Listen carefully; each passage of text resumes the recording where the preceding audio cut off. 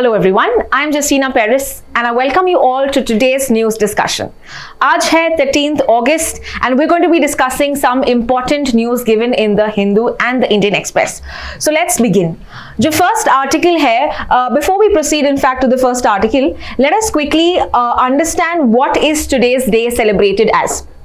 आज का जो दिन है 13th August is celebrated as World Organ Donation Day. World Organ Donation Day. Okay, so that is 13th August. Remember, हमारा India में when is the organ donation day? 3rd August. ठीक है, so 13th August is World Organ Donation Day. 3rd August is National Organ Donation Day. Okay, and why do we celebrate the National Organ Day on 3rd August? Why specific that date? Because इस दिन पे we see that 1994 में there was a deceased donor heart transplant that happened in India, जिसके कारण 3rd August. In fact, इसके पहले we used to celebrate it on 27th November, but अभी हम celebrate करते हैं 3rd August के दिन में. And 1994 is also specific, very important year for India because इस year में भी हमने एक act enact किया है. इस act का नाम है Transplantation of Human Organ Act. ठीक है, इस act is mainly enacted in 1994. So this is how you can remember. 1994 में first organ transplantation, first act regarding to organ donation is also in 1994. Well, coming back to World Organ Donation Day, ये जो पहला organ donation जो हुआ था, it happened in 23rd December 1954. ठीक है, ये पहला डोनेशन हुआ था वर्ल्ड में, इंडिया में 94 में. So if you talk about this particular case of the first organ donor, the first organ donor जिसने अपना ऑर्गन डोनेट किया था, इनका नाम है रोनाल्ड ली हेरिग. ठीक है, तो इन्होंने अपने ट्विन ब्रदर को अपना एक ऑर्गन दिया था. कौन सा ऑर्गन दिया था? किडनी. ठीक है, he had given it to his twin brother called as Richard, right? And who performed this whole procedure? It was Dr. Joseph Murray. Okay, Dr. Joseph Murray. So this is some important facts that you can remember. First organ transplant किसने किया था या कौन है इसका first organ donor? All of this is something that you can remember. And if you talk about the organization that is important in India that implements organ donation, कौन है, कौन सा organization है? That is NATO. Okay, so let me write this down for you. It is NATO. NOTTO का full form क्या है? National organ and tissue transplant organisation. National organ and tissue transplantation organisation. तो ये कौन सी ministry के अंदर आता है? It comes under the ministry of health and family welfare.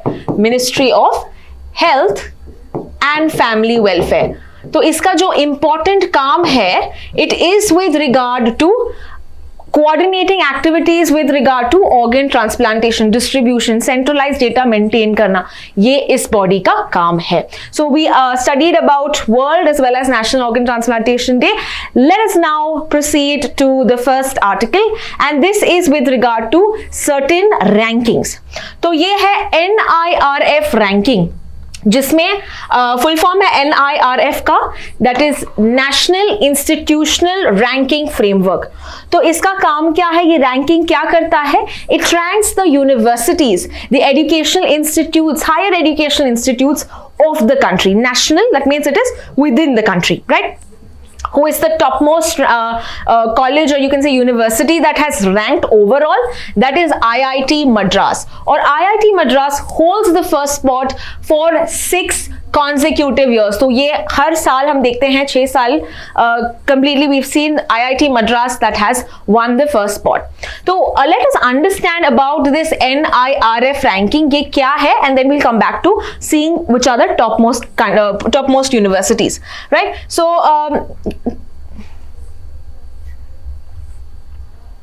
So here if you talk about the National Institutional Ranking Framework, किसने adopt किया, कौन से मिनिस्ट्री का काम है ये? It is ministry of education.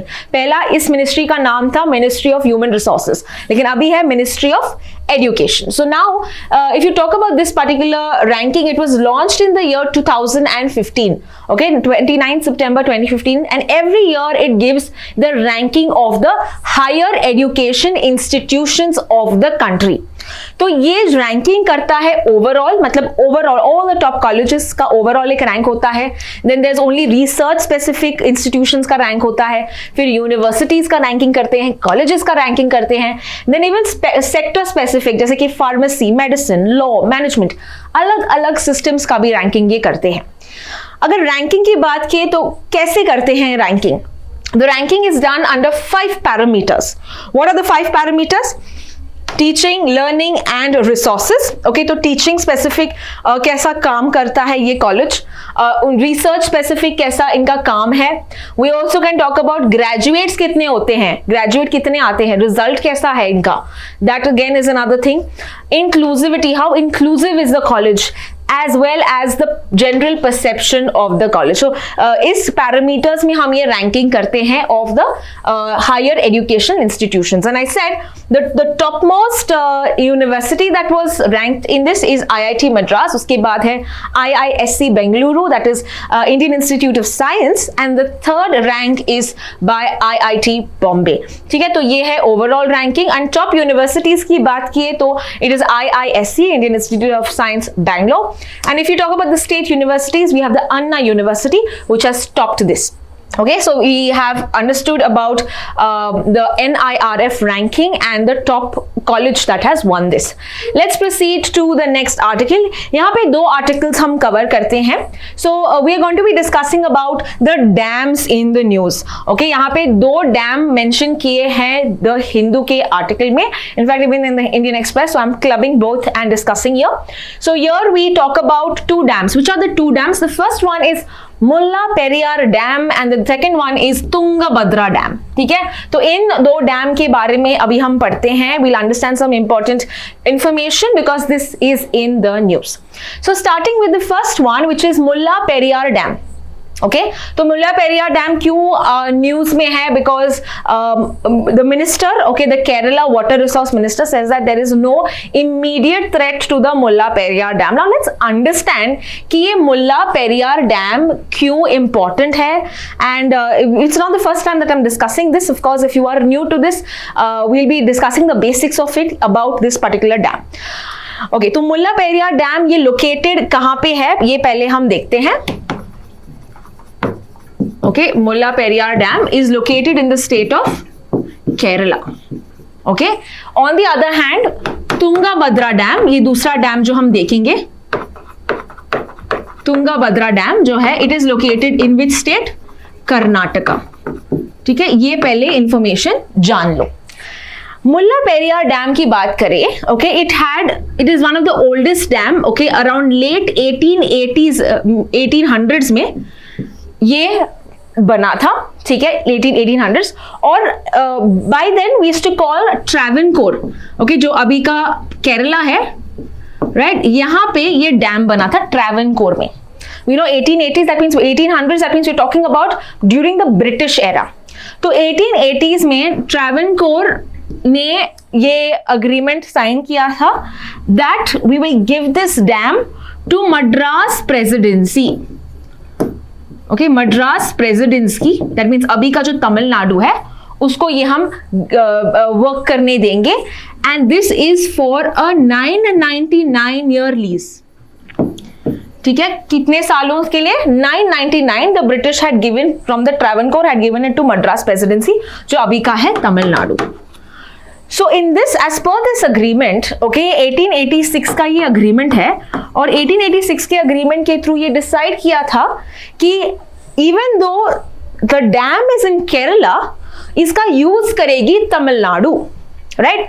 And then we see after independence, of course, we see the Kerala government was fighting for having the possession of the dam, right, because हमारे land में है लेकिन use किसी और कर रहा है. So that created possible problems in soon after independence. So we see in 1970s, okay, 1970 में क्या होता है is we have or the Kerala government considers the agreement that was there, the erstwhile agreement, to be invalid. Then we started to have renewal of this agreement, वापस से renew करना start किया, and इस renewal के बाद हम देखते हैं a little amendment that was done. They said कि Tamil Nadu can continue with operating of this particular dam. तो आप use कर सकते हो उसका water, you can have irrigation projects, you can use the land and everything. Okay, Tamil Nadu still has possession. On the other hand, Kerala के पास rent मिलेगा. Okay, so Kerala will get some rent because ये उसके land पे situated है. Okay, so that was decided. Soon we see that in 2006, okay, 2006 के पहले भी एक इंसिडेंट हुआ था. 1979 में एक अर्थक्वेक आया था. So earthquake caused a minor crack in the dam. So imagine कल कोई बड़ा सा एक अर्थक्वेक आ जाता है और डैम गिर जाता है. What will be the consequences? Who will face the blunt of it? It is going to be the Kerala, right? Kerala land पे, बिकॉज पानी, फ्लडिंग सब, तो it will be loss of lives और destruction in the Kerala land. That is why 1979 में जब ये crack form हुआ था डैम में, it was decided that we had a central water commission that was formed. Central water commission ने गठित किया था, and they discussed about the dam safety, right? So in this aspect हम देखते हैं that the central water commission that was there, it said that maximum capacity of the dam that we talk about is about 158, okay, and 158 इसका feet इसका capacity है, but it was currently utilizing 142. 142 उसका current था. तो CWC ने बताया कि you have to reduce it to 136 to reduce certain probable failures. अगर कुछ हुआ precaution की वजह से हम 139, because डैम अभी stable नहीं है, बहुत पुराना डैम है, so therefore 136 पर हम stabilize करते हैं, or we can restrict it to that. And we see that soon in 2006, Supreme Court ने कहा कि no, get it back to 148 because these allegations that are there are considered baseless, and 142 is what is the current working, और कितना वो use करते हैं, operationalise है, current है 142 feet, that is the capacity of the dam.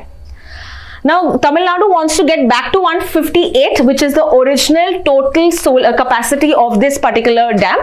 तो यहाँ पे एक you can say protest चलता है तमिलनाडु और केरला गवर्नमेंट के बीच. Okay, there is some sort of kind of a contention between the two governments with regard to the use of the dam. So this was with regard to the Mullar Periyar Dam, and उसका पूरा protest, पूरा history हमने समझा. Now coming back to Tungabhadra dam, okay, which is in Karnataka. Now remember, ये कर्नाटका में जरूर है, but इसके जो use है is done by Karnataka as well as Andhra Pradesh. Okay, तो ये जो ड्राउट प्रोन रीजन्स है, okay, of these Andhra Pradesh and Karnataka regions, rice bowl of Karnataka कहते हैं इसको, and it is of course useful because it supplies water. It's also has a number of hydel projects, ठीक है, so electricity भी usage आता है इस पर्टिकुलर डैम के through. Tungabhadra is also called as Pampa Sagar dam. Okay, Tungabhadra is also called as Pampa Sagar dam. ये dam बना था 1953 में, ठीक है, डॉक्टर तिरुमलाई अयंगर ने बनाया था ये dam. Okay, so Dr. Tirumalai Iyengar, and this is mainly in the confluence of Tunga and Bhadra के जो river के confluence के अंदर ये डैम बनता है. So the dam is built on which river? Tungabhadra river. Okay, so it's easy to remember the river, Tungabhadra river के basis में ये situated में है हमारा Tungabhadra dam. So now we saw about this whole scenario about the two dams. Let us get back to our article. Okay, तो पहला तो हमने देखा कि we have the Kerala's water resource minister, which is Roshi Augustine, has said that there is no threat to the dam, it is safe. Okay, अभी dam safety specific का कोई act है?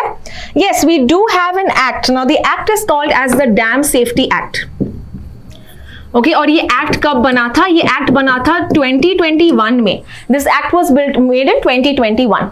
Now this act is basically, इसका काम क्या है? To ensure the safety of the dams as the name goes, right. तो यहाँ पे दो चीजें इंपॉर्टेंट है, दो बॉडीज बनाता है ये act. First one is the national dam safety act. Okay, national dam safety authority. तो डैम सेफ्टी अथॉरिटी का काम क्या है? इंप्लीमेंट करना, रेगुलेट करना. So that is the major dam national dam safety authority, right. It oversees about the dam safety. On the other hand, we also have a committee.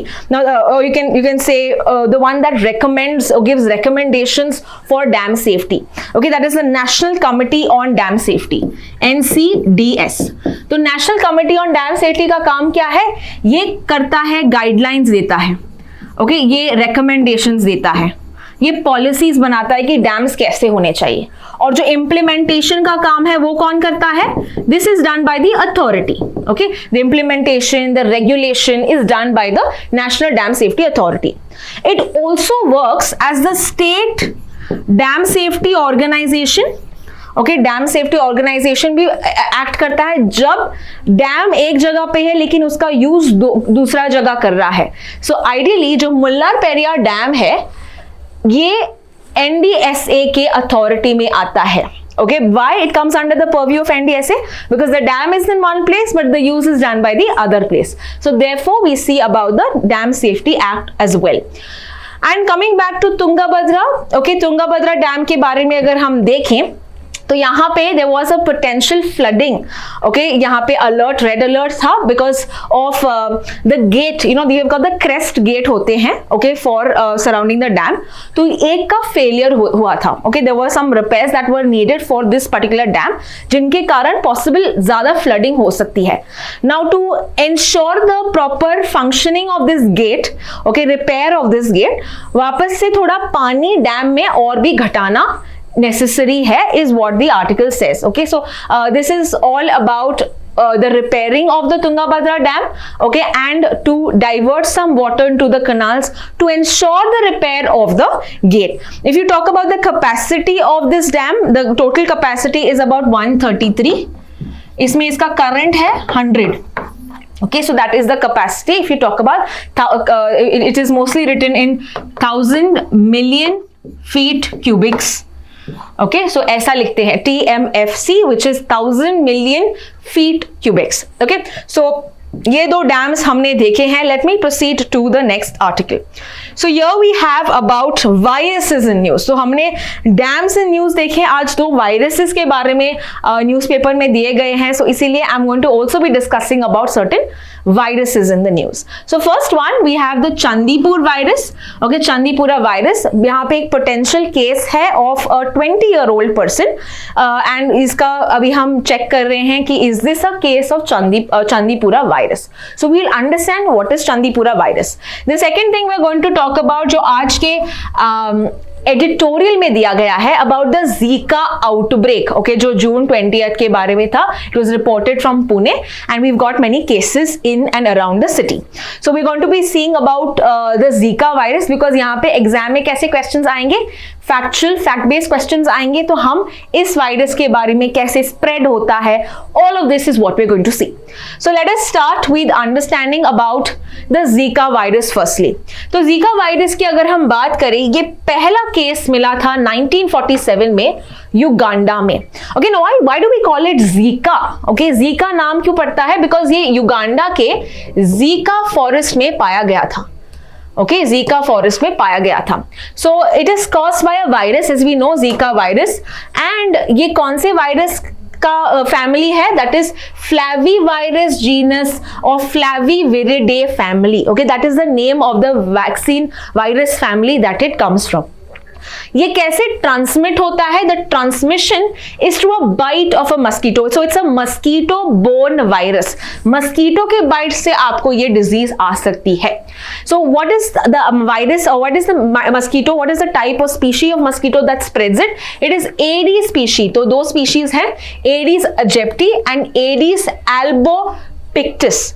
And remember, ये जो Aedes mosquito का species है, this is the same species that causes dengue, and yellow fever. ठीक है, तो इंसानों में जो डेंगू या डेंगी फैलाता है ये वही इंसेक्ट का स्पीशी है, Aedes species. Okay, is same mosquito family is spreading the diseases. Okay, and if you talk about malaria, can you tell me which is the mosquito species that causes malaria? Write the answer in the chat box. Let's see if you know the answer. So coming back to Zika virus, this is spreaded by Aedes species. यहाँ पे हम देखते हैं ये cause क्या करता है. Now this causes something known as microencephaly. Now let's break the term.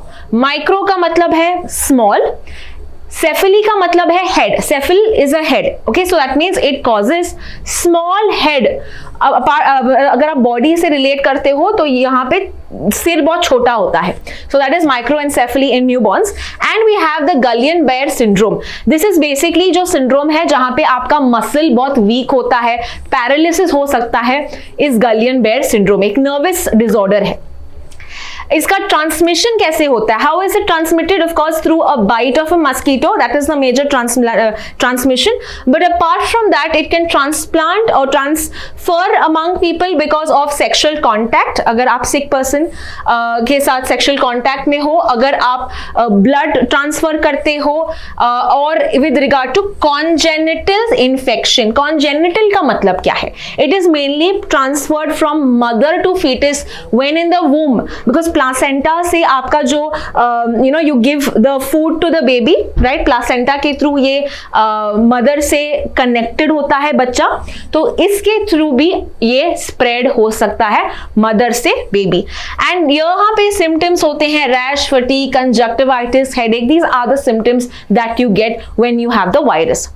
If you talk about the treatment, क्या कोई ट्रीटमेंट है? No, there is no vaccination but और preventive treatment right now available. तो हम बस सिम्टोमैटिक ट्रीटमेंट करते हैं, यानी सिम्टम्स को ट्रीट कर सकते हैं. फीवर है तो you can probably take a medicine for it, but apart from that to fight Zika virus is very difficult because we don't have any specific medicine for treating the virus.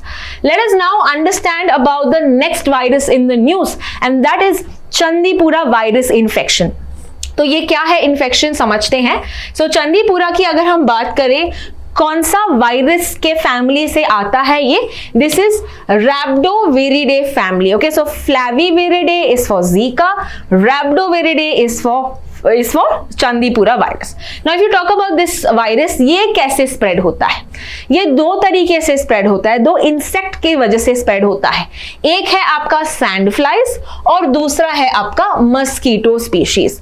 Okay, sand flies and mosquito species. So we have the sand flies like phlebotomine sand flies and we have the phlebotomus papaticea. Okay, so these are the name of species, you don't need to remember, just informing you. Apart from that, Aedes aegypti जो dinghy फैलाता है, Aedes aegypti, वो भी ये particular mosquito species again can spread the Chandipura virus. Now sandflies is also an important vector for one more disease. तो सैंडफ्लाइज दूसरा क्या spread करता है ये आप मुझे बताएंगे in the comment section. Sandflies is also a vector for some other fever. Okay, ये और एक मैंने ट्रिक दिया है, एक और एक फीवर के लिए ये स्प्रेड करता है. तो आप मुझे बताओगे कि कौन सा ऐसा डिजीज जो सैंडफ्लाइज स्प्रेड करता है.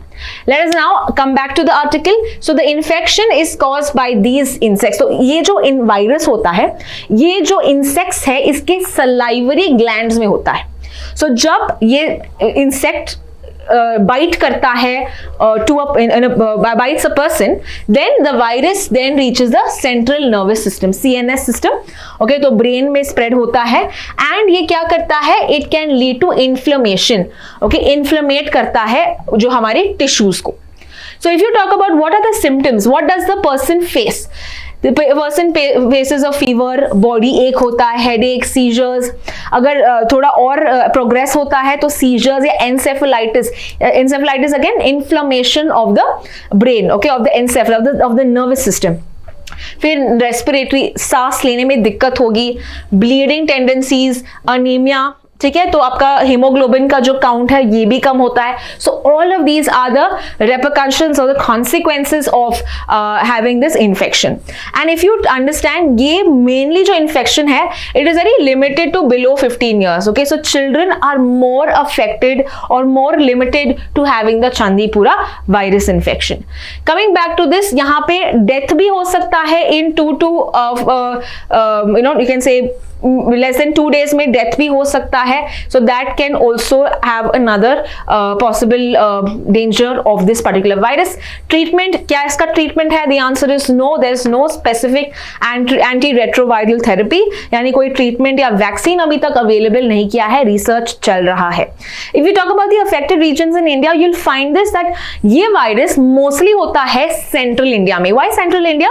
बिकॉज यहाँ पे सैंड फ्लाइज और मस्कीटोज का स्प्रेडिंग इन्फेक्शन या इसका जो ब्रीडिंग ज्यादा होता है. That is why you will find this specifically in this central region. So Maharashtra, और अगर आप मध्य प्रदेश की बात करते हो, आंध्र प्रदेश की बात करते हो, यहाँ पे ये वायरस इन्फेक्शन बहुत कॉमन हो सकता है. So this was with regard to the viruses that were in news. Let's proceed to the last article of the day, and this is with regard to NCERT. तो NCERT ने कुछ शॉर्टकम्स या कुछ यहाँ पे प्रॉब्लम्स पाए गए हैं इन कस्तूरबा गांधी बालिका विद्यालय. तो ये क्या है एग्जैक्टली विद्यालय, इसके बारे में हम अभी समझते हैं. So if you talk about the Kasturba Gandhi Balika Vidyalaya, okay, ये लॉन्च हुआ था 2004 में. ये लॉन्च हुआ था 2004 में. And what was the purpose of it? It was for setting up residential schools. और ये जो स्कूल्स है at what level? At upper primary level. Okay, जब आप अपर प्राइमरी लेवल की बात करते हो, you mean somewhere between 11 to 14 years. ठीक है, 11 to 14 ईयर्स का एज ग्रुप जो होता है, that is called age upper primary level. So ये specifically to, is it for everyone? The answer is no. ये बालिका यानी for girls, right? So यहाँ पे only for girls that are belonging to certain criteria. कौन से categories में? जैसे ST, SC, OBC and minority communities. ठीक है, तो जिस जगह में, okay, especially in the educationally backward blocks, इस जगह में you will find schools that are there, okay, specifically for girls. And for those girls in the age group of 11 to 14 years, upper primary schools होते हैं ये, and they belong to SC, ST, OBC, minority communities. तो ये इसका eligibility criteria है. Coming back to this, reservation कितना होता है? You have 75% of the seats are given to the girls belonging to SC community.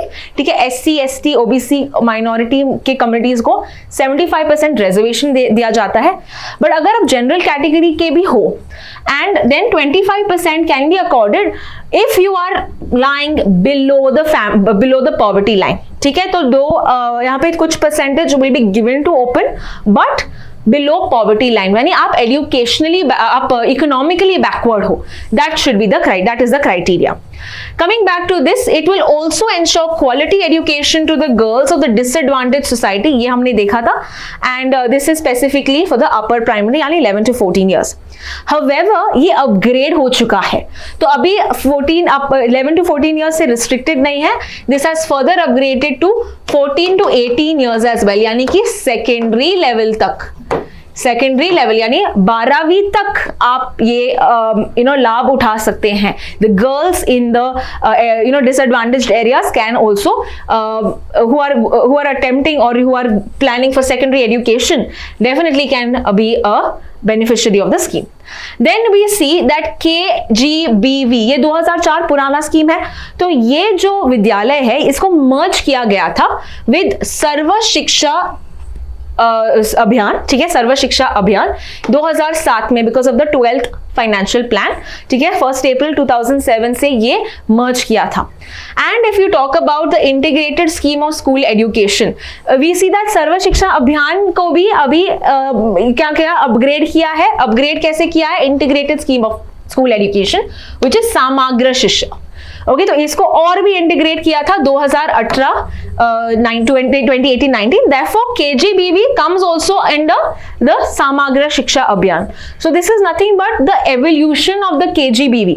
अभी भी है ये, but यहाँ पे upgradation हो रहा है, and now we see that the quality education, access to education will be also from classes 6th से लेके 12th तक. Okay, so now the same criteria 14 जो हमारा 11 to 18 ईयर्स, ये वाला भी कंप्लीट, ये वाला भी इंक्लूडेड है और ये वाला भी इंक्लूडेड है. That means 6 to 12.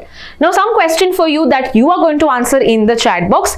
जैसे हमने स्कूल्स देखे हैं पहले भी जो गवर्नमेंट बनाती है फॉर द डिसएडवांटेज सोसाइटीज. सो यहाँ पे जो स्कूल्स बने हैं for the ST community, for the tribal population, इस स्कूल का आप नाम बताओगे in the chat box. And the second is for the schools for the SC community. तो हमने दोनों हमारे पिछले क्लासेस में कवर किया है. सो आप मुझे बताएंगे यहाँ पे about the other schools specifically for SC community and specifically for the tribal community. Like we saw, this is for the girls of the SC, ST, OBC minority. We have also seen other schools regarding the same, which you are going to tell me in the chat box. So that is all from today. We have discussed some interesting articles, and thank you so much for watching.